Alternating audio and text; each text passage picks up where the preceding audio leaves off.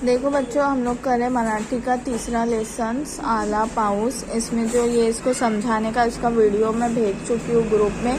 अभी यहाँ पर जो हम लोग को क्वेश्चन आंसर्स करने के हैं उसका वीडियो बना रही हूँ। तो यहाँ पे आपको पहला सवाल दिया हुआ है, प्रश्न नंबर 1, खालील प्रश्नांची 1-2 शब्दात उत्तरे लिहा। उसका पहला सवाल है,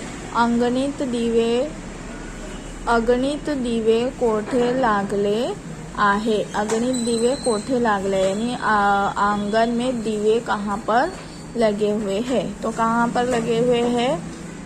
छपरा खाली। यहाँ पर आपको ओड़ी में दिया हुआ है, ये जो इसकी जो आशार है यानी कि ओड़ी है, इसके अंदर दिया हुआ है कि छपरा खाली कुनी लावले अगणित इवले दिवे। इतने छोटे छोटे दिवे किसने लगाया? तो वहाँ पे लिखना है तुम लोग को जवाब छपरा खाली। फिर वापस से इस तरह क्वेश्चन लिखना है, फिर उसका आंसर लिखना है। दूसरा क्वेश्चन देखो क्या दिया हुआ है, रंगावली कशी सजली आहे, यानी रंगोली जो है वो कैसी सजी है। टिपके टिपके थेंब जोड़ून रंगावली सजली आहे, यानी बारिश के जितने भी छोटे छोटे बूंद है वो जोड़कर जो है रंगोली सजी हुई है। उसके बाद में तीसरा आपको सवाल दिया हुआ है,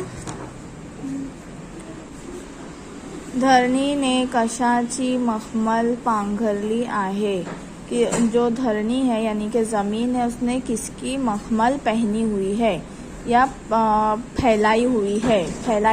कौन सी मखमल फैलाई हुई है उसने? तो उसका आंसर है हिरव्या दाट तृणांची। हिरव्या यानी कि हरे, दाट यानी कि एकदम घने, और तृण यानी कि छोटी छोटी जो घास फूस होती है वो।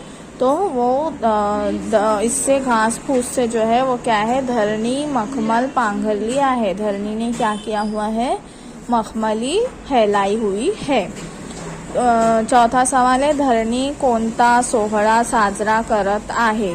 तो उसका आंसर है धरणी वर्षा ऋतूचा दिव्य सोहळा साजरा करत आहे, यानी कि धरणी यानी जमीन जो है, धरती जो है वो क्या कर रही है, वर्षा ऋतु यानी कि बरसात का मौसम जो है उसका दिव्य सोहळा यानी कि बड़े पैमाने पर उसका जश्न मना रही है। सोहळा यानी जश्न। उसके बाद है प्रश्न नंबर 2, खालील शब्दासाठी कवितेत कोणते पर्याय शब्द आले आहेत ते लिहा। यानी पर्याय शब्द यानी कि इसकी बजाय कविता में कौन कौन सा इसकी बजाय लफ्ज आया हुआ है। जैसा पावसाचे थेंब, पावसाचे थेंब के लिए कौन सा उसके लिए आया हुआ शब्द आया हुआ है? तो इवले दिवे। हिरवे दाट गवत, हिरवे दाट गवत के लिए क्या लफ्ज आया है? हिरव्या दाट तृण। उसके बाद में रांगोली, रांगोली के लिए क्या लफ्ज आया हुआ है? रंगावली। उसके बाद में है थेंबांचे टपटप आवाज, थेंबांचा टपटप आवाज, टपटप संगीत धून। अब सवाल नंबर 3 देखो, खालील अर्थांच्या ओळी कवितेतून शोधून लिहा, यानी जो खुलासा दिया हुआ है इसकी ओळी शोध कर लो, यानी कि इसका आशार ढूंढ कर शोधून लिहा यानी ढूंढ कर लिखो। तब यहाँ पे जो खुलासा दिया हुआ है वो पढ़ो, पावसाचे एक सारखे पडणारे थेंब, यानी जो बारिश है उसकी एक साथ गिरने वाले जो बूंदे हैं वो रांगोली सारखे दिसत आहे, रंगोली के जैसे दिख रहे हैं। त्यात इंद्रधनुष्याचे रंग मिसळलेले आहे, उसमें इंद्रधनुष यानी के जो धनक है उसके रंग मिले हुए हैं। तो ये वाला कौन सी, ये वाली जो इसकी शेर है, अशार है, वो कौन से है? तो यहाँ पर उसका शेर है, ये ओळी है। देखो, टिपके टिपके थेंब जोडूनी रंगावली सजविती, रांगोळीत या इंद्रधनुचे रंग कसे पसरती। ये वाली जो है उसका आंसर लिखकर आपने ये नीचे लिखना है। उसके बाद वापस से है दूसरा, छपरावर पडणाऱ्या पावसाच्या थेंबाचा आवाज म्हणजे संगीताची धून आहे। छपरे पर जो पावसाचा थेंब यानी कि बारिश के जो बूंदे गिर रही है उसका आवाज यानी क्या है? संगीत का धुन है, संगीत की धुन है। जणू काही पाऊस छपरावर तबला वाजतो, जैसा कि कोई पाऊस यानी कि बारिश जो है कोई भी छपरे पर तबला बजा रही है। तो इसकी ओळी किधर है, इसका शेर कहाँ पर है? टप टप संगीत धून ही दाही दिशातून, छपरावरती तबला होन वाजवी तो कौन। ऐसा ये वाली जो है उसके नीचे उत्तर लिख के ये वाली ओळी तुमको जैसे कि वैसे ही लिखनी है। उसके बाद यहाँ पर ये है, इसको कंप्लीट करना है। ऋतूची वैशिष्ट्य सांगणारा तख्ता पूर्ण करा, यानी ऋतु के बारे में वैशिष्ट यानी कि जो खासियतें हैं वो बताने वाला ये तख्ता, ये जदोल पूरी करो।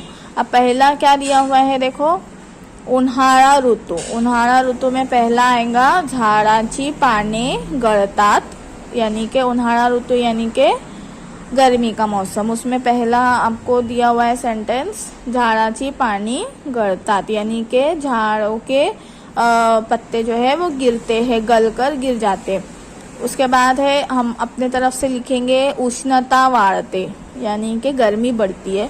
उसके बाद में ठंड गारवा व पेय, यानी कि ठंडा गारवा ठंडा वगैरह पीने के जो चीज़ें हैं खात व पीत असतात, हम लोग क्या करते हैं खाते और पीते हैं। उसके बाद है पावसाळा ऋतू, उसका पहला सेंटेंस है पाऊस पडतो।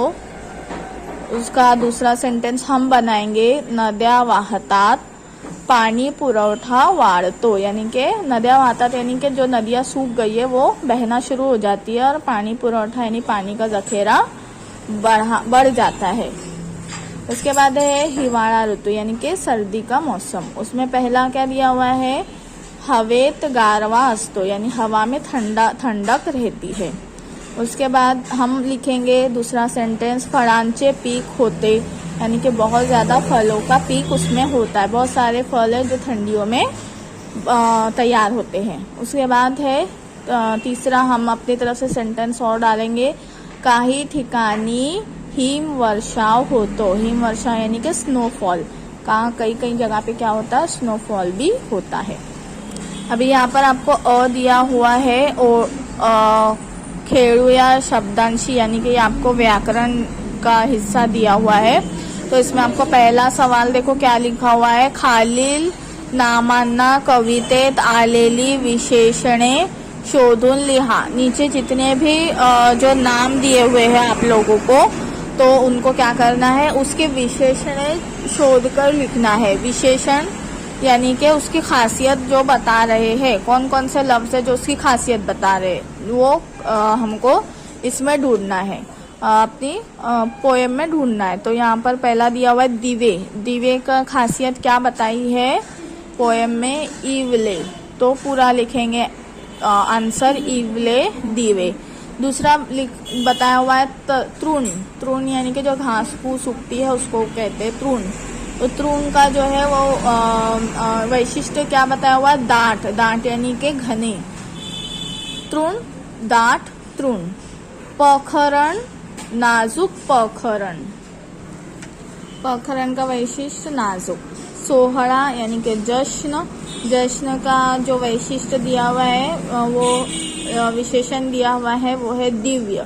दिव्य सोहळा, सोहळा का विशेषण दिव्य, पखरण का विशेषण नाजुक, तृण का विशेषण दाट, दिव्य का विशेषण ईवले। आपको यहाँ पर जो ये दिया हुआ है, ये इसका पूरा यहाँ पर ऐसे क्वेश्चन उतारना है, फिर उसके बाद में ये पूरा लिखना है। उसके बाद यहाँ पर है आ, इसका भी पूरा क्वेश्चन आपको इधर उतारने का है, फिर उसका आंसर इस तरह नीचे लिखना है। खालील शब्दासाठी शेवट समान असणारे कवितेतील शब्द लिहा। शेवट समान असणारे यानी क्या, सजीवती, सजवीती का ये क्या है, राइमिंग वर्ड क्या है। पांघरलेली, इसका राइमिंग वर्ड क्या है। और रंगातून, इसका राइमिंग वर्ड क्या। शब्द दिए हुए सजवीती। सजवीती का समान जो है शेवट समान लिया, शेवट समान असणारे। सजवीती का शेवट समान उसमें दिया हुआ है पसरती, जैसे ये सजवीती पसरती। दूसरा है पांघरलेली, उसका क्या है शेवट समान सजलेली। उसके बाद में है रंगातून। रंगातून का शेवट समान क्या है, ओथंबून। इसी तरह पांघरलेली, सजलेली, रंगातून और ओथंबून, इस तरह आपको शेवट समान शब्द लिखना है।